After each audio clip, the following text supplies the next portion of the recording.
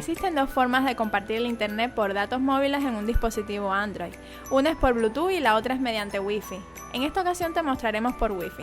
Primeramente activamos los datos móviles, luego entramos a ajustes y buscamos una opción llamada hotspot o punto de acceso. La habilitamos. Es importante aclararte que tienes varias opciones, como por ejemplo la de ponerle contraseña al punto de acceso creado.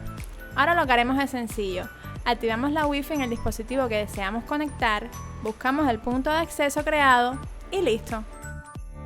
Ahora, para usuarios de Xiaomi en Cuba, un truco. Vamos a donde está creado el APN Nauta y deben poner los siguientes parámetros como mismo aparece en pantalla. Los parámetros a cambiar son tipo de APN, tipo de OMV, valor de OMV. Le damos guardar y a gastar megas.